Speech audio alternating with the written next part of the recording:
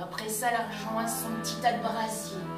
Le sien, elle s'agenouillait là, elle a choisi son petit morceau de charbon. Et sous son pied gauche, elle y a dessiné un serpent.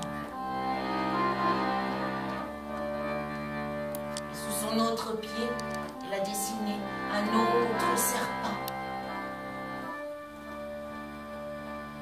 C'est juste pour se protéger des piqûres d'insectes, on ne sait jamais.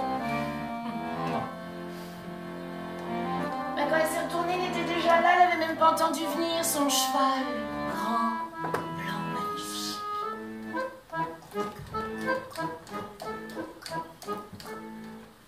Elle l'a chevauché et ils sont allés, cheveux et crinière au vent, filant droit vers la forêt d'acacia.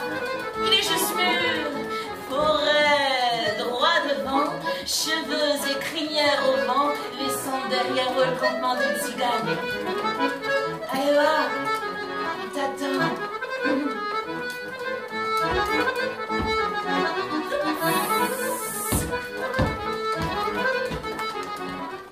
Puis elle lui dit, ma chérie, tu as vu la lune, tu as dansé avec le vent, je le sais mon enfant, je le sais, je l'ai entendu, ah celui-là, quel type.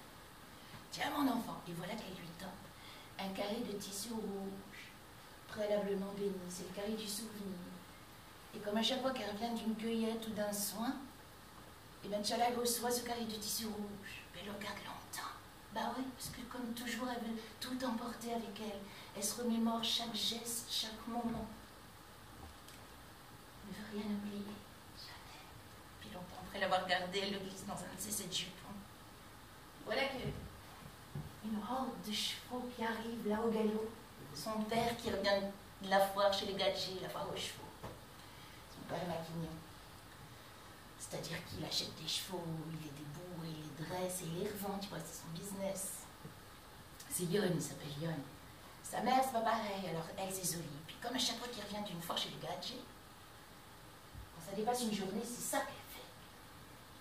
Elle quitte le campement dès qu'elle voit les chevaux arriver, il promet lui, il se fait attendre là. Et puis elle part dans les herbes hautes, dans les herbes folles, elle marche. Puis quand elle se retrouve à l'abri des regards, elle se pose. Pas longtemps, il arrive, puis ils s'enlacent, ils s'embrassent. Elle l'allonge, elle le dénude, et enfin elle peut laisser couler son filet d'eau pure tout le long de son corps. Comme cela, elle peut ôter la poussière de ses cheveux. Comme cela, elle peut ôter la poussière de son corps. Vous imaginez bien qu'un rituel pareil, Yon adore. Ça dure des heures, des fois. Bah oui, il paraît que les tziganes s'unissent comme les dieux. Les yeux dans les yeux, s'il vous plaît. Tchala, c'est tout ça, sa mère lui a tout expliqué, sauf qu'à l'âge qu'elle a, elle sait pas trop à quoi cela correspond. Mais c'est pas grave, parce qu'elle retient les yeux, les dieux, c'est déjà beau.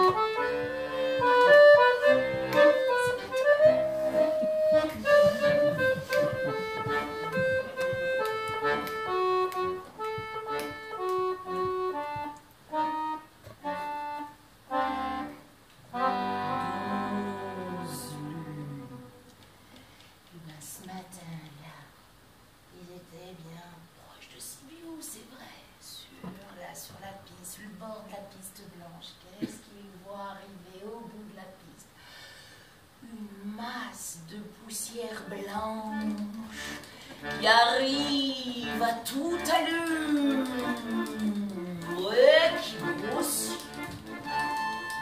Regardez ça.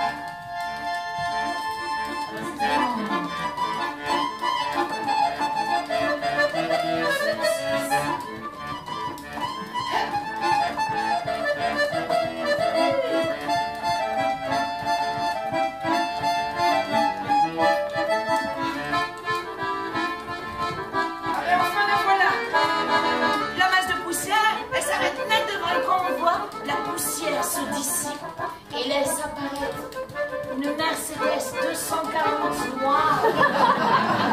Métallisée, les vitres fumées, jaunes, aluminium, la porte s'ouvre. Ah ben voilà l'homme, on l'aurait pas reconnu. Il a rajeuni de 10 ans. C'est le roi bien sûr. Ah mais encore qu'il lève les bras au ciel, qu'il remercie le Seigneur avant l'heure pourtant, mais bon, qu'on les attend au palais, que le grand jour est arrivé, qu'il y a du beau monde, c'est une anstiamonique. Le roi de la forêt arrive à la lisière de la forêt, à nouveau les souliers stop. La danse tremble, et c'est là qu'il entend les voix de femmes.